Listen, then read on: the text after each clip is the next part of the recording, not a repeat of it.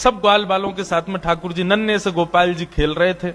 मधुमंगल, श्री दामा का ये सब ठाकुर जी के सखा हैं। एक दिन ठाकुर जी सब ग्वाल बालों के संग खेल रहे थे, सो ठाकुर जी का सखा श्री दामा बीच खेल से ही जान लगो। ठाकुर जी बोले, अरे भैया कहां को जा रहे है? लाला मैं तो अपनी ससुराल जा रहा हूं। ठाकुर जी तुरंत पहुंच गए श्री दामा के पास, हाथ पकड़ लियो। बोले, ससुराल जी कौन सा गांव है भैया? श्री दामा बोलो, अरे बाबड़े ससुराल गांव ना होवे। बोले, तो फिर का होवे ससुराल? बोले, ससुराल होवे ब्याह एवे के बाद में एक नहीं दो घर है जाए। एक तो होवे अपनी मैया को घर, पिता को घर, और एक होवे पत्नी के मैया पिता को घर, वाकू के ससुराल। ठाकुर जी बोले, तेरी बात मेरे पल्ले ना पड़ रही लाला। अरे ससुराल कहा होवे मुझको जल्दी बता। बोले, अरे ससुराल मतलब पत्नी को माय को। ठाकुर जी बोले, पत्नी जी पत्नी कौन होवे भैया?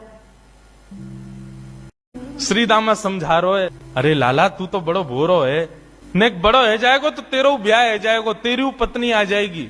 ठाकुर जी बोले, मेरी पत्नी आवेगी? बोले, हम बे तो फिर मेरो ससुराल कहां है? श्री दामा बोला, मो का पता तेरो ससुराल कहां है, जब ब्याह होगा तब पता चलेगी तेरो ससुराल कहां है। अब तो ठाकुर जी हट करने लगे, बोले, ना मेरो ससुराल बता, मेरो ससुराल कहां है? श्री दामा बोलो, अरे अपनी मैया से जाके पूछ ले, तेरी मैया बता देगी तेरो ससुराल कहां है। ठाकुर जी खेलते कूदते आज घर आए। यशोदा मैया रसोई घर में प्रसाद सिद्ध कर रही है। ठाकुर जी आके बैठ गए, बोले, मैया मेरो ससुराल कहां है? अब तो जैसे मैया ने सुनी मेरो ससुराल कहां है, लाला बोल लो। मैया बोली, लाला ये कहां से सीख आयो? बोले, आज मैया मैं खेल रहे हो तो श्री दामा अपनी ससुराल गए हो, तो वो बोलो मैं ससुराल जा रहा हूं, तब से मेरे मन में आ रही मेरो ससुराल कहां है। मैया बोली, ससुराल लाला जब ब्याह जाएगा तब आएगा ससुराल। बोले, जय श्री दामा कह रहा मेरो ब्याह कब होएगा मैया? बोले, अरे अभी तू बड़ो तो है जा लाला, तू पर मुंह दोनों आवे ना, मैं खवाऊं तो खावे, मैं चलाऊं तो चले, मैं उठाऊं तो उठे, मैं नवाऊं तो नहावे। जब बालक बच्चे सब अपने आप अपने कामन को करन लगे तब उनको ब्याह कर दियो जाए, तब उनके काजे बहू आवे, तब ससुराल होवे। ठाकुर जी बोले, मैया मैं सब काम कर लूंगा अपने आप, तू मेरा ब्याह करा दे, और मेरे काजे बहू लिया। मैया बोली, नेक बड़ो तो है जा लाला, कहां ते लाऊं तेरे काजे बहू? ठाकुर जी बोले, या तो मेरे काजे बहू ला, नहीं तो श्री दामा अपनी बहू ला रहा हो, बाकी बहू को मैं ले आऊंगा, वो बहू मेरी है जाएगी। मैया जोर से हंसी, बोले, लाला तेरी बात ऐसी ऐसी बात बनावे। मैया बोली, करा दूंगी तेरो ब्याह, ज्यादा चिंता मत करे। अब तो ठाकुर जी रोने लगे, मैया मेरो अभी ब्याह करा, अभी ब्याह जाऊंगा, मैं तो अभी ब्याह करूंगा। यशोदा मैया परेशान है गई, बोले, लाला चल करा दूंगी तेरो ब्याह, अब रोवे मत। बोले, कब करावेगी? तिथि बता मोकू, तिथि बता, दिन बता, समय बता, सब बता, तभी जाऊंगा यहां ते। यशोदा मैया तो ऐसी परेशान भई। ऐसे हमारे नन्हे से गोपाल जी बहु श्री दामा को ब्याह माधवी गोपी से भयो, माधवी सखी से भयो। आज श्री दामा माधवी को लेने के लिए ससुराल गए। ससुराल से जैसे ही माधवी आने लगी, सो मैया ने पढ़ा दी माधवी, और पढ़ा लिखा करके भेजी। बोले, देख तू अपने ससुराल जा रही है, जमाई राजा लेवे आए, लेकिन ध्यान रखियो, याद रखियो, ससुराल में सबको सम्मान करियो, सबको आदर करियो, सबसे प्रेम से रहियो। मैया खूब सिखा पढ़ा के भेजी, लेकिन तेरे पति को एक सखा है, वाको नाम कृष्ण है, बस वहां से सावधान रहियो। चो मैया वहां से सावधान क्यों रहूं मैं? बोले, अरे मैंने सुनो है वो कन्हैया जाकू अपना रूप दिखा दे, जाकू एक बार अपनी तिरछी नजर से देख ले, वो फिर वही को देखते रहे, वाक्य रूप में कछु जादूगर है वो जाकू देख ले, वाकू अपनो बना ले, फिर वो अपने पति को ना रहे, वही को है जाए। मां की बात सुन करके माधवी घबरा गई। बोले, ऐसो कैसो है कि पति छूट जाए वासे?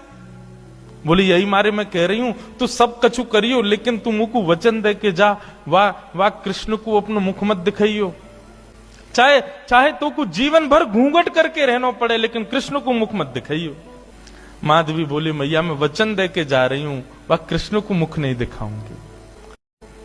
श्री दामा माधवी को लेकर के ब्रज जा रहा है। श्री दामा पहले ही माधवी से चर्चा करते आ रहे हो रास्ता भर। सो श्रीदामा ने कही, बोली अरे सुन, ब्रज में अभी मैया मिलेगी, पिताजी मिलेंगे, सब मिलेंगे, सबके संग फिर बोलो मेरो एक सखा है कृष्ण, वाकू जब से मैंने बताई ससुराल के बारे में, ब्याह के बारे में, तब ते बड़ा उतावलो है, तो है सके वो तो से मिलवे आवे तो वाकू अपना मुख दिखाई दियो। माधवी ने जैसे ही कृष्ण को नाम सुनो, आधे रास्ता में ही घूंघट कर लियो। बोले वहां से ही तो बचवे के काजे मैया ने कही है, वाकू मुख नहीं दिखाऊंगी। जैसे ही वृंदावन पहुंची बैलगाड़ी, सखान ने जाके ठाकुर जी को बता दी, अरे अरे लाला देख, श्रीदामा आगो, अपनी ससुराल से आगो, अपनी बहू लेके आयो है। अब तो ठाकुर जी व्याकुल है गए, बोले बहू आइए, बहू आइए, मैं भी तो देख के आऊं कैसी बहू होवे, कहां तक कैसी ससुराल थे, कैसे आमे, कैसे कहा होवे। ठाकुर जी तो इतने उतावले हो गए महाराज, ठाकुर जी तो इतने उतावले हो गए महाराज, पहुंच गए बीच रास्ता में। अरे भैया श्रीदामा आ गए हो? बोले हाँ आ गए हो लाला। कहाँ है तेरी बहू, कहाँ बैठी है? बोले पीछे बैठी है। बोले अच्छा, मुंह को मुख दिखाई दे। बोले तू देवर है, वो तेरी भाभी है, भैया खुद ही देख ले। जैसे ही रथ रुका, माधवी भीतर से सुन रही थी कि कृष्ण आ गया है। माधवी ने घूंघट कर लियो, आसपास सौल आदि और पड़ी, वो भी ऊपर से डाल नहीं, मुख मोड़ करके बैठी है, कहीं से भी मुख दिख नहीं जाए, एक अंग भी मेरो दिख नहीं जाए, मेरो पातिव्रत धर्म नष्ट नहीं है जाए। मेरी मैया ने मुझसे कही कि जो वाकु देख ले या वाकी नेत्रन में आ जाए वो कभी जीवन भर अपने पति की ना रह पावे, वाकु मुख नहीं दिखाऊंगी। ठाकुर जी भीतर पहुंच गए, श्याम सुंदर बैठे हैं सामने और माधवी से कह रहे हैं, अरे श्रीदामा की बहू नेक हमऊ तो दिखा, तेरो मुख कैसो है? अरे नेक दिखाए दे।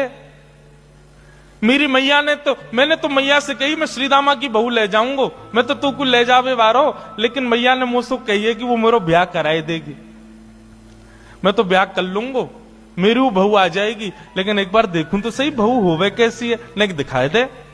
माधवी और छुपावे, मुख नहीं दिखावे ठाकुर जी को। ठाकुर जी कभी पाम पकड़े सो इधर को है जाए, नेक ठाकुर जी बगल में पाम पकड़े सो इधर को है जाए, नेक ठाकुर जी बगल में हमें सो इधर को भाग जाए। खूब देर ठाकुर जी मनोहार करते रहे, लेकिन माधवी ने अपना मुख नहीं दिखाया। थोड़ी बहुत देर तो ठाकुर जी मनोहार करते रहे, जब माधवी ने मुख नहीं दिखाया सो ठाकुर जी बोले, देख तू मोसों अपनो मुख छुपाए रही है, तो ना पतो मेरो मुख देखवे के काजे सब तरस हैं, सब तड़फ हैं। बड़े बड़े ऋषि महात्मा ज्ञानी हिमालय पर जाकर के तपस्या करें तब जाके मेरो मुख दिखे, और तेरे सामने प्रत्यक्ष बैठा हूं, हाथ जोड़ रहा हूं, पाम पर रहा हूं, तब वो अपना मुख नहीं दिखा रही है। जा, तड़पेगी तू मुंह को देखवे के काजे, तरसेगी, व्याकुल रहेगी जीवन भर।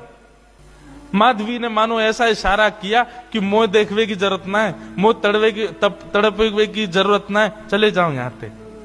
माधवी ने मानो ऐसा इशारा किया कि मोह देखवे की जरूरत ना है, मोह तड़पे की जरूरत ना है, चले जाओ यहां से।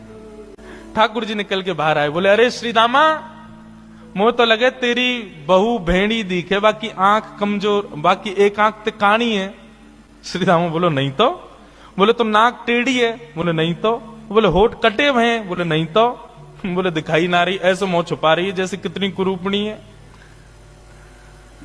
कोई बात ना श्रीदामा, मेरी बहू आवेगी, मैं तो को नहीं दिखाऊंगा, ले जा अपनी बहू है।